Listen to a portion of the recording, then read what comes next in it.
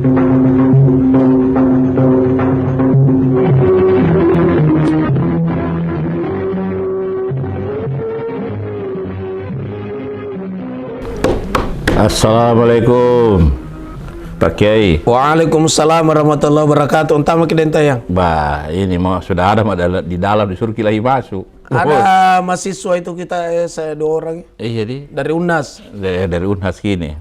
Apa jurusannya? Komunikasi tahu. Ilmu komunikasi. Iya. Siapa namanya?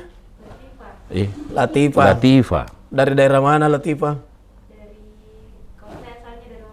Oh, Mamuju jauh. Yang satu. Bantai, Belato. Ya. Ada juga dari Kalimantan ini pendengar pakai. Rahman di Kalimantan Selatan. Ada juga Pak Wahyu di Bulukumba. Siapa tahu ada kita kenal sekampung kunjai Bulukumba. Ya benjo. Apa kan ya Ertong kini jumpai. Sibuk kinjo itu sibuk menjemput Lailatul Qadar. Itu malam 23 ini. Yeah. Nah, kalau ini pendengar yang melalui atau yang nonton di YouTube pakai disuruh subscribe supaya jadi tuh pengikut nenek pakai. Nah, nah pendengar kita ketemu di hari 23 Ramadan ini di 1443 Hijriah bersama Kiai Haji Dr. Amirullah Amri MA, Ketua Komisi Dakwah Majelis Ulama Indonesia Sulawesi Selatan, pimpinan Pondok Pesantren Ilmul Yakin Tompok Buluk Maros, dan pimpinan Anmatur Biro Perjalanan Umroh dan Haji Plus di Jalan Teuku Umar 10 nomor 46. Nah, ini saya mau tanya gini di malam ganjil ini, malam ke-23 pakai. Kalau di pesantren Ilmu Yakin apa bikin anak-anak itu kita anjurkan anak-anak itu supaya memperbanyak ibadah pada 10 terakhir Ramadan. Ibadah itu dan tayang tidak mesti sholat. Tapi namanya ibadah adalah semua perbuatan yang dilakukan untuk mendekatkan diri kepada Allah itu namanya ibadah. Kalau orang zikir-zikir dan tayang ibadah apa bukan? Ibadah karena zikir-zikir mendekatkan diri kepada Allah. Menyebut nama Allah. Una domi-domi tahu sanggena subuh. Ikati aja. Itu bukan apa busiah waktu. Busiah waktu jadi baju kita ngaji tahu. Sikir-sikir, istighfar, tasbih, selawatan. Itu yang dilakukan diskusi agama, di pesantren buku, Ilmu Yakin. Di sana itu anak-anak apalagi malam-malam itu kadang anak-anak tidak tidur, kadang. Karena dia murajaah, dia ngaji terus. Dan menurut kebanyakan pendapat ulama bahwa Lailatul Qadar itu turun di 10 terakhir Ramadan dan dinantikan pada malam-malam ganjil 21, 23, 25, 27, 29. Dan di satu orang berdoa di situ dan tayang Allah kabulkan. Jadi yang sakit-sakitan berdoalah supaya disembuhkan, yang belum berangkat ke tanah suci berdoalah supaya Allah rezekikan ke tanah suci. Sebentar malam saya berdoa ini. Yang belum ketemu pasangan hidupnya, jodohnya berdoalah di situ. Bahwa ya Allah jodohkan aku dengan orang yang aku cinta kepadanya, dia juga cinta kepada aku. Aku bahagia karena dia juga bahagia karena aku. Bahagia dunia dan akhiratku. Jangan dia mencintai dompetku, ya Allah.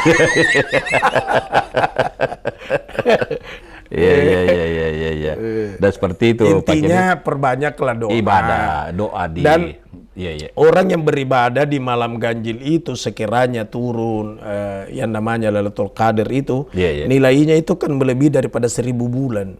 Dilipat gandakan pahala dan tayang. Bayangkan itu dilipat gandakan pahala. Apa saja yang dia lakukan, apa selawatan, apa tasbih, apa sedekah, apa saja. Dan semua orang yang beribadah pada malam itu semua mendapatkan tambahan sampai 1000 bulan. Nah, itu enaknya kalau di pesantren Ilmu Yakin kok kita belajar. Bayangkan itu amalan tak Muhammad Rasulullah. Tahun kemarin itu saya masih ingat, tapi tahun kemarin itu kan COVID. Kita tidak kemana-mana kan. Saya di pesantren menghadapi anak-anak, termasuk yang belum bisa ngaji, enggak apa-apa saya ajar mulai dari alif, bata, di malam itu, malam-malam ganjil. Ada jadi anak-anak itu yang sudah ada hafalannya dia murajaah, dia mau mengulangi kembali. Jadi ada juga yang menambah hafalannya apa segala macam. Jadi, memperbanyak ibadah lah di malam-malam ganjil. 10 malam terakhir ini saya mau itikaf terus ini di masjid. Oh, itikaf. Itikaf itu kan berdiam di masjid. Diam dalam arti beribadah. Iya, bukan tidur. Bukan. Tapi kalau memang terlalu ngantuk boleh saja tidur. Boleh saja tidur. Di saat dia bangun, dia pergi berwudu, masuk lagi melanjutkan itikafnya. Nah, tapi itu itikafnya mesti diawali dengan niat. Sengaja aku itikaf sunat karena Allah. Berapa lama terserahlah berapa lama yang diniatkan. Di Masjidil Haram di Mekah sangat banyak orang itikaf di 10 terakhir. Di Masjid Raya Makassar juga banyak itikaf.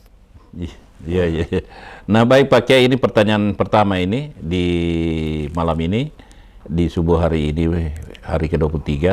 Dari mana ini? Pak Kiai dan Dintayang, saya mau bertanya, apa hukumnya jika seseorang dituduh yang bukan-bukan? Apakah kita tidak dapat dosa atau bagaimana? Dari Ismail di Birimbulu Gowan. Kalau dituduh yang bukan-bukan itu namanya fitnah. Karena dia tidak berbuat, tapi dia yang di... itu fitnah itu. Al-fitnah itu asyaddu minal qatl. Fitnah itu lebih kejam daripada pembunuhan. Siapa tadi bertanya, Dentaya? Baturi Goa, Pak Ismail di Birimbulu Goa. Pak Ismail, jadi pun fitnah jo, pun bukan-bukan, asal jangan bukan kepiting ini. Kalau bahasa Bugis itu bukan kepiting. Artinya ini orang dia tidak berbuat, tapi dia disampaikan begini. Padahal dia tidak. Fitnah ini bukannya bukan nih. Fitnah itu dosanya orang yang memfitnah itu lebih keras dosanya orang berfitnah dibanding orang yang membunuh, Dentanya. Pantas ada itu istilah lebih kejam memfitnah daripada membunuh. Ini. Karena memfitnah itu dampaknya itu luar biasa itu. Jadi menceritakan orang dan orang itu tidak berbuat itu namanya fitnah. Tapi kalau orang itu memang berbuat, tapi seandainya dia dengar bahwa engkau cerita dia marah, itu namanya ghibah. Ghibah lagi. Jadi serba tidak baik. Jadi kalau benar namanya ghibah, kalau tidak benar namanya fitnah. Fitnah itu dosanya lebih besar daripada membunuh. Terus ghibah? Kalau ghibah dosanya lebih besar daripada berzina. Lebih jauh saya minta cerita orang. Innal ghibata asyaddu minaz zina. Sesungguhnya ghibah itu dosanya lebih besar daripada berzina. Jadi jalan mau cerita. Jadi anggaplah ada orang dia tahu bahwa ini orang pernah selingkuh. Lalu dia cerita, oh kemarin itu bertobat dulu panggau karena begini baju kesenna. Karena kalau malam ini biasa itu sama dengan begini. Malah lain sama dengan ini. Itu namanya ghibah. Ghibah. Orang sudah tobat kau masih cerita kekurangan orang.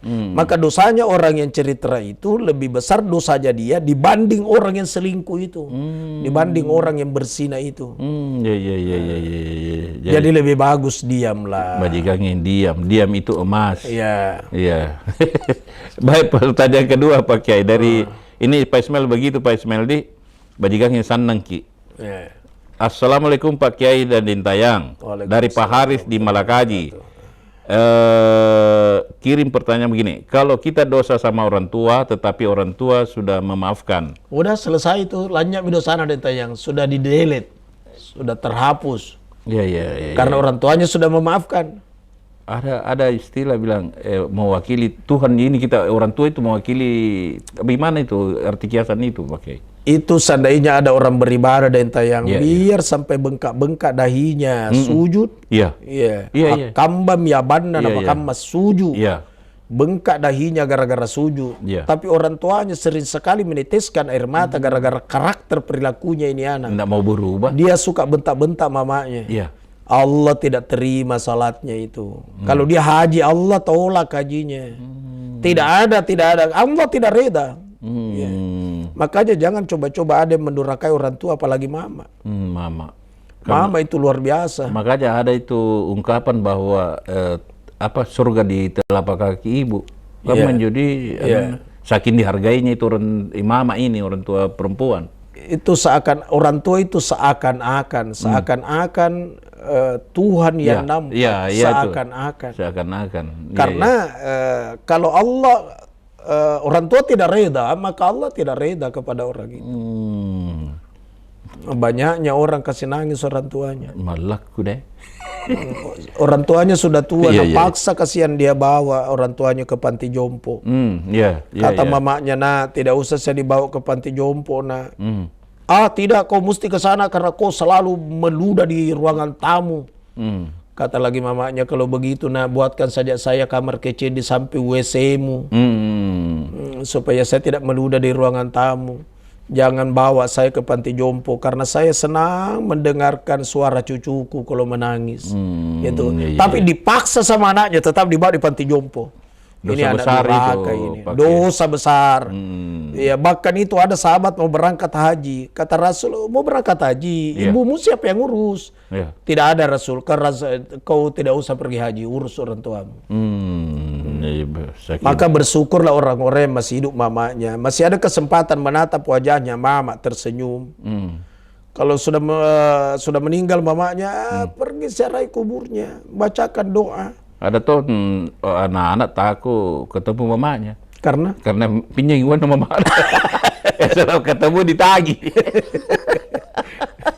Itu mama. Jangan kasih pinjam, kasih apa yang dia minta, kasih. Kalau anaknya yang pinjam ini, Bang Kiai.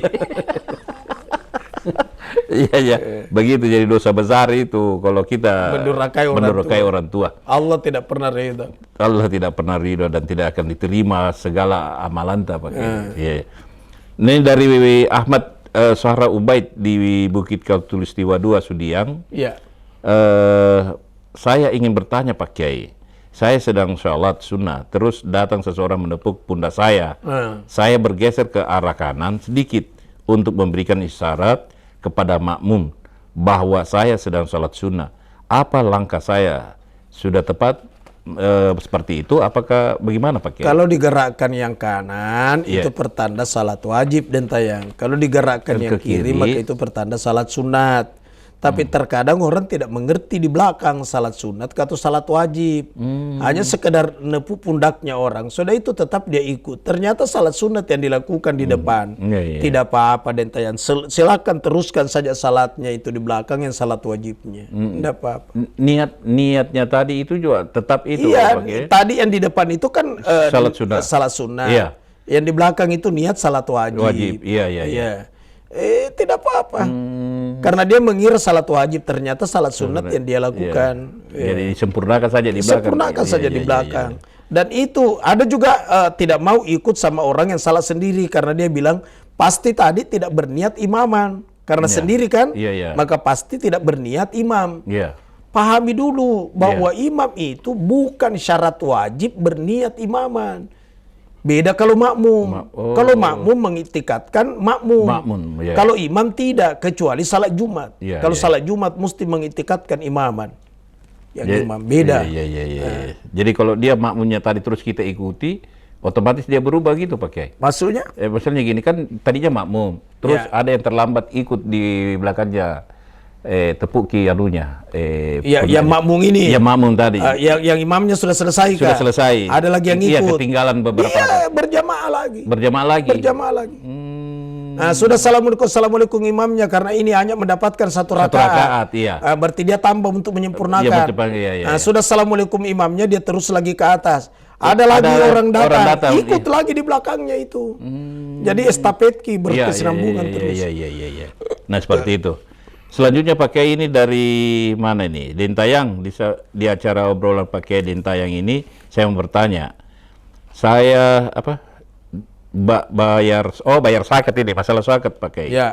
Saudara saya sangat tidak mampu. Pertanyaan saya, apakah dibenarkan dalam agama kalau saya bayar fidyah sebulan penuh karena dalam keadaan nifas baru melahirkan, sebaiknya kalau dibayar penuh dalam bentuk uang, sebulan itu jumlahnya berapa Pak Kiai?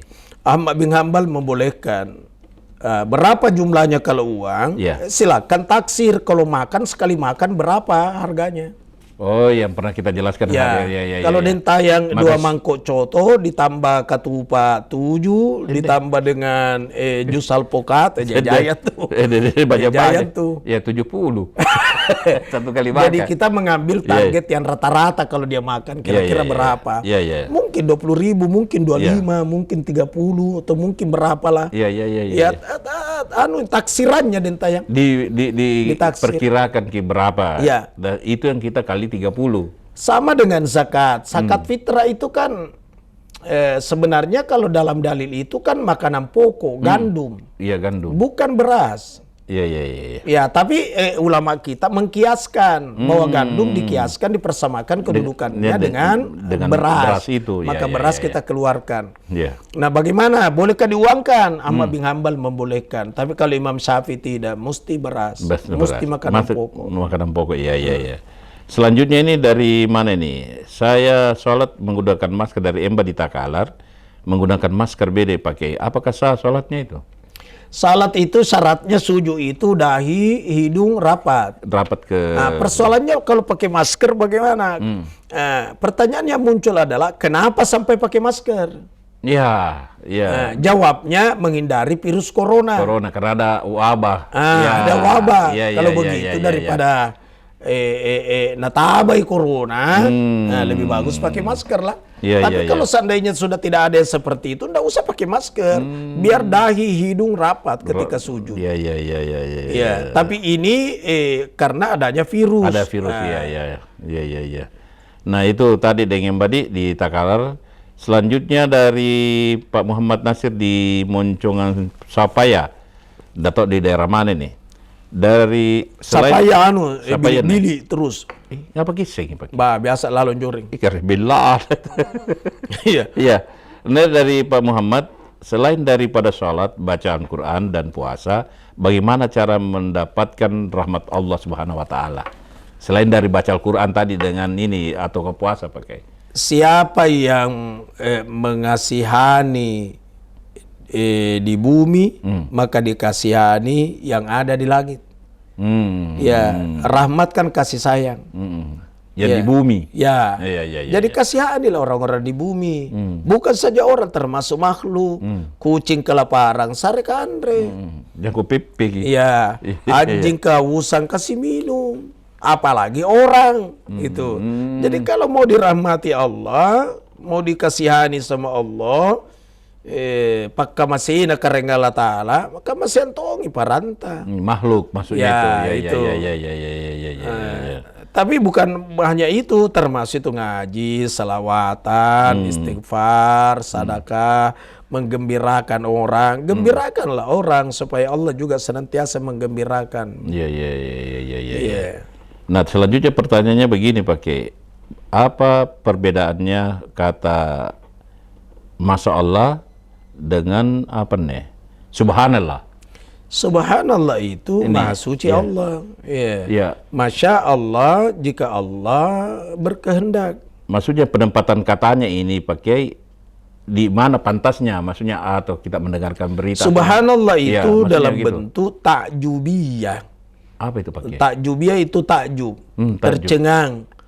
Karena melihat sesuatu itu mestinya tidak kejadian karena tidak rasional, tapi faktual kenyataan. Maka itu subhana. Subhana itu.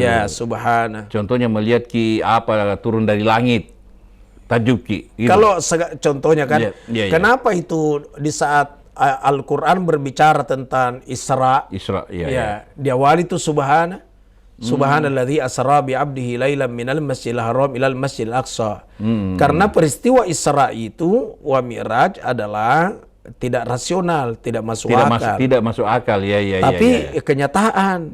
Maka itu namanya subhana. Jadi subhana itu adalah kalimat takjubiyah. Di saat kita heran, kita tidak habis pikir. Contohnya lain lagi dan yang mudah dimengerti. Ada ayat dalam Al-Quran. Marajal bahraini yaltaqiyan bainahuma barzakhun la yabghiyan.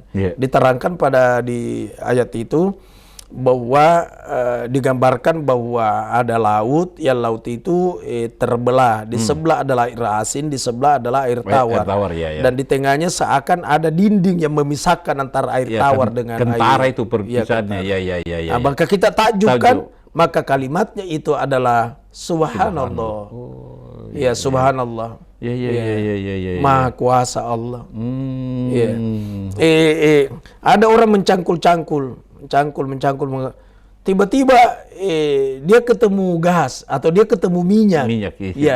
Maka dia takjub, maka dia berkata subhanallah. Kalau masya Allah? Kalau masya Allah, jika Allah berkehendak. Maka biasa juga orang bilang masya Allah. Kalau insya Allah, jika Allah menghendaki. Ayo buka di rumahnya dan tayang besok, insya Allah, jika Allah menghendaki. Tapi jangan tidak mau datang baru bilang insya Allah, padahal tidak mau datang. Memang tidak mau datang. Tidak mau datang. Itu namanya pitik. Terkadang kata itu biasa digunakan pakai. Tidak memang nairutnya. Nah, perkara insya Allah. Insya Allah. Insya Allah itu memang ada rencananya untuk ke sana, itulah insya Allah. Nah, itu tadi pertanyaan terakhir Pak Kiai di hari ke-23 Ramadan ini. Kalau begitu kita berdoa dulu Pak Kiai. Ya alhamdulillah. Jadi biri milak bus tinggal 23. Siapa mamin jo nanti. Insya Allah kalau sampai 6 hari 7 hari Pak Kiai. Berarti lebar makin mali baju baru nih kabang. Baru kainnya. Tidak berjahit. Hari terakhir berjahit. Tidak mesti orang tampil dengan baru, tidak mesti. Laisal aida liman labisa jadid, innamal aida liman taqwahu yazid. Bukan yang dikatakan berhari raya adalah orang yang serba baru, tapi sesungguhnya hari raya itu dan tayang adalah orang yang bertambah ketakwaannya kepada Allah. Jadi sudah Ramadan bertambah, tambah rajin ke masjid, tambah rajin baca Quran, itu orang berhari raya. Berhari raya. Allahu a'lam. Bismillahirrahmanirrahim. Alhamdulillahirabbil alamin. Allahumma shalli wa sallim ala sayyidina Muhammad. Ya Allah, ya Tuhan kami mohon kepadamu ya Allah, berikan kepada kami kekuatan, kesehatan, iman, agar kami senantiasa berbuat apa yang Engkau redai dan kami hindari apa yang Engkau murkahi. Rabbana atina fid dunya hasanah fil akhirati hasanah wa qina adzabannar. Wa sallallahu ala sayyidina Muhammadin walhamdulillahirabbil alamin. Nah, pendengar, kita cukupkan sampai di sini di hari ke-23 Ramadan 1443 Hijriah. Insya Allah kita besok ketemu di hari ke-24. Saya Dentayang bersama Pak Kiai mengucapkan terima kasih. Assalamualaikum warahmatullahi wabarakatuh.